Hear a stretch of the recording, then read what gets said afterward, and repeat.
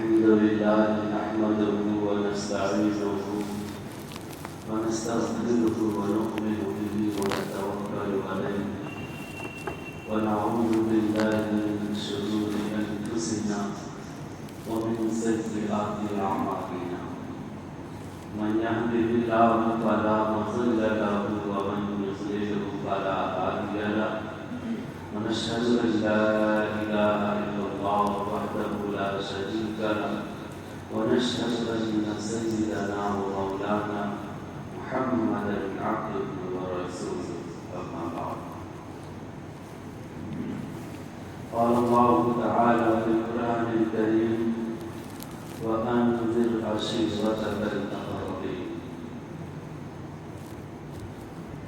صدق الله العظيم محترم سامعین کرام بزرگان محترم سیرت نبوی صلی اللہ علیہ وسلم کا جو سلسلہ بیچ میں منقطع ہو گیا تھا اسی کی تیسری اور اگلی کڑی آج ارادہ ہے بیان کریں کیونکہ بہت سے لوگ جو پڑھنا تو جانتے ہیں لیکن موقع نہیں مل پاتا سیرت نبوی کو مکمل پڑھ نہیں پاتے. بہت سے وہ لوگ ہیں جو پڑھنا ہی نہیں جانتے اردو انگلش یا ہندی تو بیچارے معذور ہیں پڑھنے سے. اسی لیے یہ سلسلہ شروع کیا گیا تھا تاکہ ہر ایک کے سامنے مدنی آقا محمد رسول اللہ صلی اللہ علیہ وسلم کی سیرت آ جائے.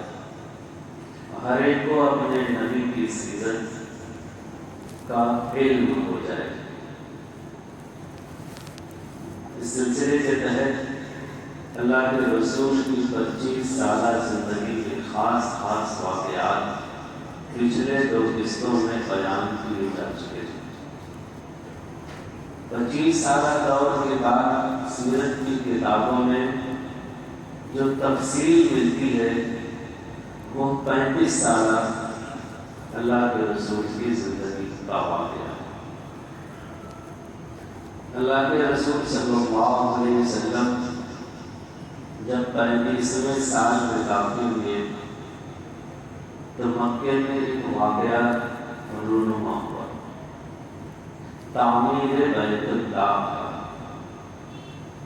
بیت اللہ شریف کی تعمیر سب سے اوپر تو حضرت آدم علیہ السلام کے زمانے میں ان کے ہاتھ سے ہوئی. اللہ رب العزت نے جب آدم علیہ السلام کو دنیا میں بھیجا تو جبریل کو بھی بھیجا اور نشان زد کر کے اللہ رب العزت نے آدم علیہ السلام کو حکم دیا یہاں پر میرے گھر کی تعمیر کی جائے. بڑھائے وہ تعمیر جو ہے آدم علیہ السلام کے ہاتھ کی تھی باقی زمانے تک باقی ہے. یہاں تک کہ طوفان نوح آیا. طوفان نوح کے بعد اس عمارت کو من جانب اللہ اٹھا لیا گیا. جڑیں بنیادیں اس کی چل گئی. زمانہ گزرتا رہا. حضرت ابراہیم علیہ السلام کا دور آیا تو اللہ رب العزت نے پھر سے جڑوں کو اجاگر کیا. بنیادوں کو بتایا حضرت ابراہیم علیہ السلام کو. حضرت ابراہیم علیہ السلام اپنے بیٹے اسماعیل علیہ السلام کے ساتھ مل کر بیت اللہ شریف کی تعمیر کی.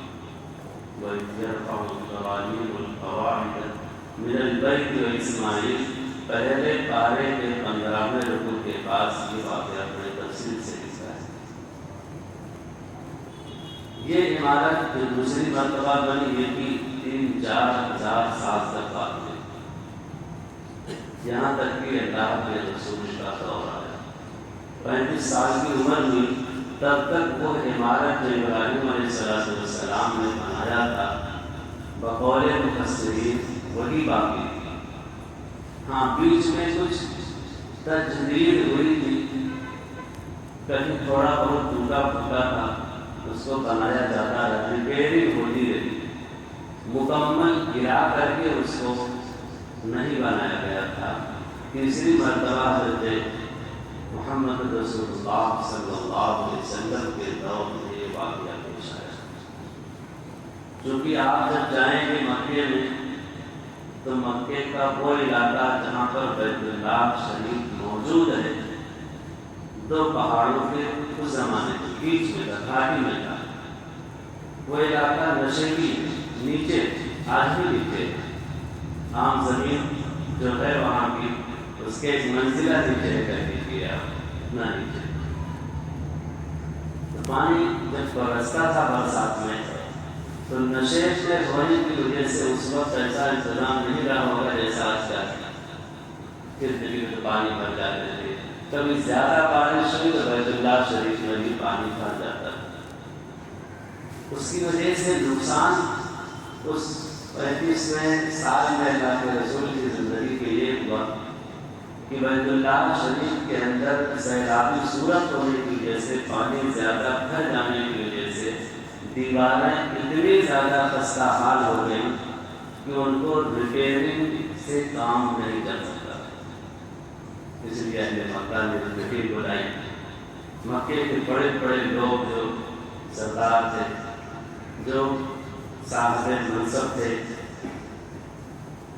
ذی مشورہ تھے، سب لوگوں کو بلایا گیا، مشورہ کیا گیا کہ کیا کیا جائے۔ یہ ہوا کہ عمارت کو بہت زمانہ گزر گیا ہے، کیوں نہ اس کو سرے نو بنایا جائے۔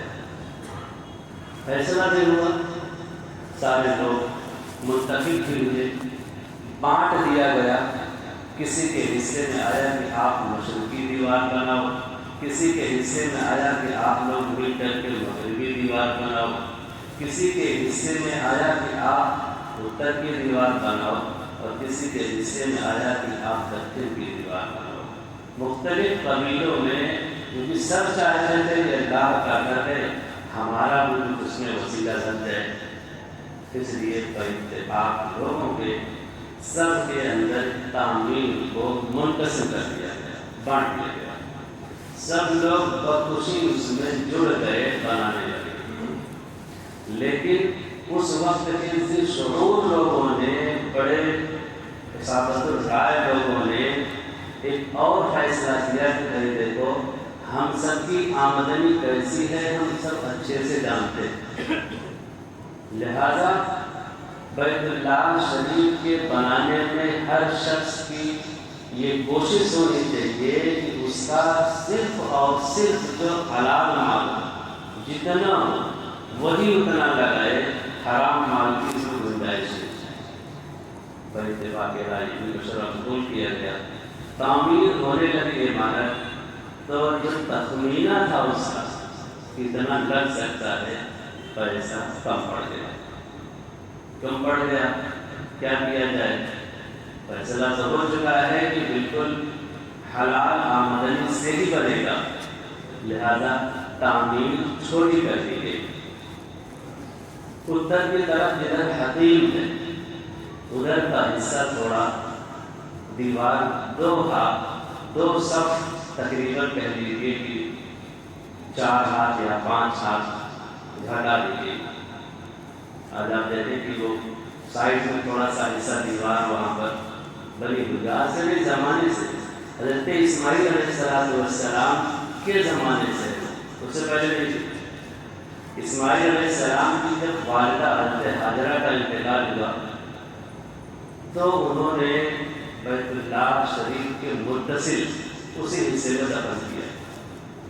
اسماعیل علیہ السلام کی جب وفات ہوئی تو ان کے جو بال بچے رہے ہوں گے، جو ان کے خاندان کے جو رہے ہوں گے، ان کی والدہ کے بغل میں انہوں نے ان کو دفن کیا، اور وہ 4 دیواری جو تھوڑا مربع ہے، گول ہے، کھینچ دیا کہ یہ حصہ تھوڑا قبر ہے ان دونوں حضرات کی، لہذا آپ لوگ جو طواف کریں گے اس کے باہر سے کریں گے، بیت اللہ شریف کے ادھر حصے سے سٹ کے نہیں کریں گے، اس لیے حتیم کا وہ حصہ اس وقت پھیر دیا گیا۔ ان دونوں حضرات کی قبر وہیں پہ کہتے حاضرہ کی حضرت اسماعیل علیہ السلام، اس لیے وہ گھیرا گیا تھا۔ بعد میں اللہ کے رسول کے زمانے میں جب تعمیر میں پیسہ کم پڑنے لگا تو ادھر کی دیوار اور چھوٹی کر دی گئی، جس کی بنا پر بیت اللہ شریف کا بھی کہہ لیجیے کہ 2 سب کا حصہ ادھر سے گھٹ گیا۔ لہذا اسی لیے آج کل اس زمانے سے مسئلہ بن گیا کہ بھائی جن کو بیت اللہ شریف میں جانے کا موقع نہ ملے تو وہ کوشش کریں کہ حتیم کے اس حصے میں نماز پڑھ لیں جو بیت اللہ شریف کی دیوار سے متصل۔ 2 حصہ بیت اللہ شریف کا حصہ ہے، پورا حتیم جو مدبر ہے وہ پورا بیت اللہ کا حصہ نہیں ہے، اس کا خیال رکھنا چاہیے۔ لہذا لوگ بنانا شروع کیا، عمارت بن بھی گئی، لیکن ایک جھگڑا رونما ہو گیا۔ جھگڑا کیا تھا؟ وہ جھگڑا تھا حجر اسود کا، جو کہ ایک جنتی پتھر ہے۔ ہر قبیلہ یہ چاہتا تھا کہ یہ احساس، یہ شرف اور بڑائی اس کے حصے میں آئے، پھر ہمارے قبیلے میں یہ پتھر لگایا۔ جھگڑا رونما ہوا، اور ایسا جھگڑا رونما ہوا کہ تاریخوں میں لکھا ہے کہ تقریباً 3-4 دن تک کوئی تعمیر نہیں ہو پائی۔ سب ایک دوسرے کے طرف تھے کہ ہم لگائیں گے، ہم لگائیں گے۔ آخر ایک بڑے میاں جو سب سے زیادہ عمر والے تھے، انہوں نے ایک مشورہ کیا اور فیصلہ سنایا کہ بھائی دیکھو، نہ تم نہ وہ نہ ہم نہ یہ کوئی نہیں، کل صبح جو سب سے پہلے بیت اللہ شریف کے میں آئے گا اسی کی بات مانی جائے گی، وہ جو کہہ دے گا اسی پر سب کو عمل کرنا ہے۔ اس فیصلے کو سب نے قبول کیا، دیکھا جائے گا۔ اور کل صبح کا اللہ کا کرنا ایسا ہوا کہ اللہ کے رسول صلی اللہ علیہ وسلم بھی سب سے پہلے مسجد حرام گئے۔ سب لوگوں نے جب دیکھا کہ یہ تو محمد ہیں، امین ہیں، صادق ہے، تو سب لوگ خوش ہو گئے کہ ہذا امیننا ہذا صدیقنا، یہ تو امین اور صدیق ہیں، یہ تو جو کہتے ہیں بالکل سچی بات کرتے ہیں، جو کرتے ہیں بالکل اچھی بات کرتے ہیں، ان کے فیصلے سے ہم راضی، کوئی بات نہیں ہے، جو کہیں گے ہم مان لیں گے۔ کیا فیصلہ ہے؟ اللہ کے رسول نے کہا کہ کو میں بتاتا ہوں کیا فیصلہ ہے، اپنی چادر بچھائی اور جہاں رکھا ہوا تھا حجر اسود اپنے دستے مبارک سے اٹھا کر کے چادر کے اندر ڈال رکھ دیا۔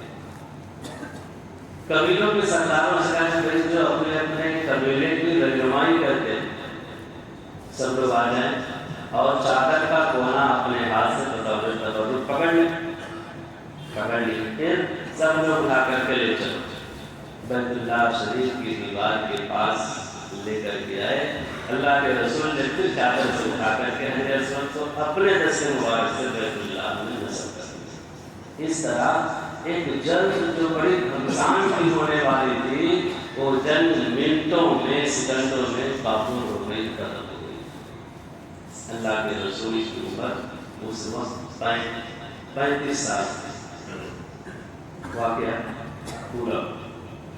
اس کے بعد سے نبوت تک یعنی 40 سال ہونے تک اللہ کے رسول کی زندگی میں جو بھی واقعات ہوئے ہوں، عام طور سے مفسرین اس سے خاموش ہیں۔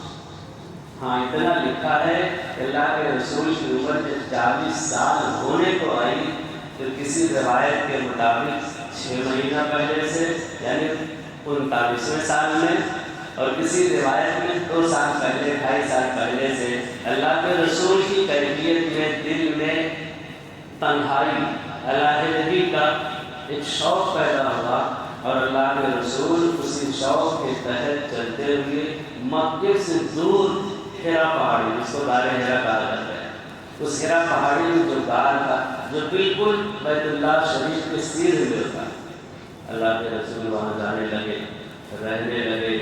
ستوں پانی عام طور سے ہی کھانا ہوتا تھا، لے کے جاتے، جب تک رہتا وہاں عبادت کرتے، ریاضت کرتے، مجاہدہ کرتے، مراقبہ کرتے، ختم ہو جاتا تو چلے آتے، لے کر کے جاتے۔ کبھی کبھی رہتے حری حضرت خدیجہ خود لے کر کے جاتی، پہنچا کر کے آتی۔ اس طرح واقعات ہوتے رہے یہاں تک کہ اللہ کے رسول کی عمر جس دن 40 سال کمپلیٹ ہوئی، یعنی 40 سال ایک دن جس دن ہوا، اس دن اسی دار حرا میں حضرت جبریل علیہ السلام کی آمد۔ عام طور سے تاریخ نہیں لکھی ہے، ربیع الاول کا مہینہ تھا، کسی نے 8 تاریخ، کسی نے 9 تاریخ لکھا ہے۔ بروز دوشنبہ، وہ بھی دن دوشنبہ پر، پیر کا دن، حضرت جبریل آئے اور انہوں نے کہا اقرا، پڑھیے۔ اللہ کے رسول نے کہا ما انا بقاری، میں پڑھا ہوا نہیں ہوں، میں تو پڑھ نہیں سکتا۔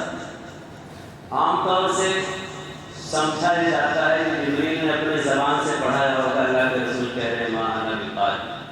مفسرین نے لکھا ہے کہ وہ کچھ آیتیں تھیں جو لکھ کر کے لائے تھے تفسیر میں، اسی کو دکھا کر کے انہوں نے کہا کہ پڑھو اس کو۔ اللہ کے رسول نے کہا کہ میں تو پڑھنا جانتا ہے، لکھنا جانتا ہے، تو کیسے اس کو پڑھ سکتا ہوں؟ وہ مفسرین نے اپنی مضبوطی کے لیے اس بات کو پیش کیا ہے کہ زبانی تو ایک امی آدمی کو بھی کوئی چیز رٹاؤ تو رٹ لیتا ہے، پڑھ لیتا ہے، لہذا یہ سوچنا کہ وہ زبانی پڑھا رہے تھے اور اللہ کے رسول کہہ رہے تھے کہ میں پڑھ نہیں سکتا، ایسا نہیں ہے۔ انہوں نے کہا کہ صحیفہ لے کر کے آئے تھے، لکھ کر کے اس کو پڑھانا چاہ، اللہ کے رسول نے کہا میں اس کو پڑھ نہیں سکتا، وجہ کیا؟ میں پڑھا لکھا نہیں ہوں۔ جبریل علیہ السلام نے ان کو پکڑ کر کے اپنے چمٹا کر کے بیچا، خوب زور سے دبایا، جیسا بھی گلا ملتا ہے، سینے کو سینے سے ملایا، نورانی کیفیت جبریل سے اللہ کے رسول کے قلب میں گئی۔ پھر پڑھیے اقرا، اللہ کے رسول نے کہا ما انا بقاری، میں پڑھ نہیں سکتا ہوں، سمجھ نہیں آ رہا ہے۔ تو جبریل نے پھر دبایا ان کو پکڑ کر کے، اب پڑھو۔ اللہ کے رسول نے کہا میں بھی نہیں پڑھ سکتا۔ تیسری بات میں دبایا، جب دبایا کیا پڑھیں؟ اقرا بسم ربک الذی خلق، خلق الانسان من علق، اقرا وربک الاکرم الذی، 5 آیتیں سورہ علق کی ہمیں 12 میں ہے، 5 آیتیں نازل ہوئی۔ حضرت جبریل علیہ السلام نے وہیں پر اللہ کے رسول کو وضو کرنا سکھایا، 2 رکعت نماز ان کو بتائی، چلے گئے۔ اللہ کے رسول کے اوپر نبوت کا تاج رکھ کر کے وہ چلے گئے۔ اللہ کے رسول نبی بنا کیے گئے، گھر آئے اپنے زوجہ محترمہ کے پاس، جیسے خدیجہ کے پاس، چونکہ کیفیت پہلے سے نہیں تھی، ہلکے پھلکے تھے، لیکن وحی کی کیفیت، نبوت کا بار، وحی کی کیفیت اتنی سخت ہوتی تھی، وزن دار ہوتی تھی کہ ایک صحابی کہتے ہیں ایک مرتبہ اللہ کے رسول بیٹھے ہوئے تھے، میں بھی بیٹھا ہوا تھا اور اللہ کے رسول کی ران میرے ران پہ تھی۔ اسی دوران وہی کیفیت طاری ہو گئی، قرآن نازل ہونا چالو ہو گیا، مجھ کو ایسا لگا کہ میرے ران کی ہڈی چور چور ہو جائے گی اگر میں ہٹا نہیں دیا ہوگا، اتنی سخت کیفیت ہو گئی۔ اللہ کے رسول گھر آئے، زملونی زملونی، اپنے زوجہ مبارکہ سے کہا کہ مجھ کو چادر اور کمبل اور ٹھنڈی لگ رہی مجھ کو، اور مجھ کو اپنی جان پر خوف ہو رہا ہے کہ اس بار گراں سے، اس بوجھ سے کہیں میری جان نہ نکل جائے۔ جب خدیجہ نے پوچھا ہوا کیا، اللہ کے رسول نے پوری کیفیت بتائی کہ ایک آیا تھا آدمی، فرشتہ آیا تھا، اس نے ایسا ایسا کہا اور باقاعدہ مجھ کو اس صورت سے سکھایا۔ حضرت خدیجہ چونکہ اپنے چچا زاد بھائی ورقہ بن نوفل سے پہلے سن رکھا تھا انہوں نے، یہ شخص ایسے ہیں جن کو آگے چل کر کے نبوت ملے گی، ان کے دل میں آیا کہ وہ نبو آج نبی بنا دیے گئے۔ اللہ کے رسول کو لے کر کے اپنے چچا زاد بھائی ورقہ بن نوفل، جو انجیل کے بھی اور توریت کے بھی بہت بڑے عالم تھے، عربی زبان میں اس کو سریانی زبان سے منتقل کر رہے تھے، اس وقت کے سب سے بڑے عالم تھے، کہنے کیا اللہ والے، ان کے پاس لے گئے، بتایا کہ ہمارے شوہر محمد ہے، ایسا ایسا واقعہ کے ساتھ رونما ہوا ہے۔ تو انہوں نے فوراً کہا کہ بے شک یہ وہی فرشتہ ہے جو موسیٰ علیہ السلام کے پاس آیا تھا اور عیسیٰ علیہ السلام کے پاس آیا تھا، اور بلا شبہ آپ نبی بنا دیے گئے ہو، آج سے آپ نبی ہو، اور مجھے اس دن کا انتظار ہے جب آپ کی قوم آپ کو مکے سے نکال دے، اگر میں اس وقت رہوں گا تو ضرور آپ کے لیے میں مدد کا ٹھیکا بنوں گا، آپ کی مدد کروں گا۔ اللہ کے رسول نے کہا ایسا دور آئے گا کیا؟ انہوں نے کہا کہ مجھ کو قرآن، انجیل کی اور توریت اور انجیل کی روشنی میں یہ بات پتہ ہے کہ نبیوں پر جب یہ ذمہ داری دی جاتی ہے اور قوم میں اس بات کو بتاتے ہیں تو قوم چاہتی ہے کہ اپنی بے راہ روی میں ہم رہیں، لہذا اچھی بات ان کو ہضم نہیں ہوتی، وہ آپ کو بھگائیں گے کہ آپ یہاں سے جاؤ۔ بہرحال سب کو یقین ہو گیا کہ یہ نبی حضرت خدیجہ سب سے پہلی وہ عورت ہے جنہوں نے اللہ کے رسول پر ایمان لایا۔ حضرت علی اس واقعے میں دوسرے دن گھر میں آئے، جو اللہ کے رسول کی پرورش میں رہتے تھے، 8 سال یا 10 سال ان کی عمر تھی، گھر میں آئے دیکھے کہ اللہ کے رسول حضرت خدیجہ دونوں کچھ پڑھ رہے ہیں، نماز پڑھ رہے ہیں۔ پوچھا یہ کیا ہے؟ اللہ کے رسول نے بتایا کہ اللہ نے ہمیں نبی بنایا ہے اور بتوں کی پرستش سے بالکل علیحدہ ہو جاؤ، انکار کرو اور ایک اللہ کی عبادت کرو اور تم بھی ایمان لے آؤ۔ حضرت علی نے کہا اچھا ٹھیک ہے، آپ کرتے ہو تو اچھی بات ہے، لیکن ابو سے پوچھ کے میں بتاتا ہوں۔ لہذا ان کے والد ابو طالب تھے، پوچھ کے بتاتے، ابھی پوچھنے کی نوبت بھی نہیں آئی۔ اللہ کے رسول نے کہا کہ ان سے کہ دیکھو معاملہ تھوڑا پوشیدہ رکھنا، تمہیں نہیں لانا ہے ایمان مت لاؤ، لیکن باہر بتانا مت۔ حضرت علی فرماتے ہیں کہ شام ہوئی، رات ہوئی، یہ کیفیت میرے دل میں گونجتی رہی کہ میں کروں کیا، اور صبح تک اللہ نے میرا سینہ بالکل واضح اور کشادہ کر دیا کہ میں یہ دین برحق ہے، لہٰذا میں صبح صبح اللہ کے رسول کے پاس آیا، کلمہ توحید پڑھا، اسلام لایا، اور 1 سال تک اپنے والد سے اپنے اسلام کو چھپائے۔ بڑوں میں دوسرے یا تیسرے دن حضرت ابوبکر سے ملاقات ہوئی، اللہ کے رسول نے حضرت ابوبکر کو بتایا کہ ایک اللہ کو مانو اور ساری چیزوں سے کنارہ کش ہو جاؤ، ایمان لاؤ۔ حضرت ابوبکر صدیق واحد وہ آدمی ہے جو بلا کسی کشمکش کے اللہ کے رسول نے ادھر کہا، فوراً انہوں نے اشہد ان لا الہ الا اللہ محمد رسول اللہ کلمہ بلا حجاب، بلا کسی کشمکش کے جو صدیق اکبر نے کلمہ پڑھا، اسی وجہ سے ان کا نام صدیق پڑا، تصدیق کرنے والا۔ ان کا نام پہلے عبد الکعبہ تھا، اللہ کے رسول نے بدل کر کے عبداللہ رکھا، اصل نام ان کا وہ ہے، لیکن صدیق تصدیق کی بنا پر پڑا۔ 1 سال، 2 سال، 3 سال، یہ 3 سال کا عرصہ نبوت کے بعد اللہ کے رسول کی زندگی میں 41واں، 42واں، 43واں سال بالکل خاموشی کے ساتھ اللہ کے رسول تبلیغ کرتے رہے، لوگوں کو اسلام کی دعوت دیتے رہے۔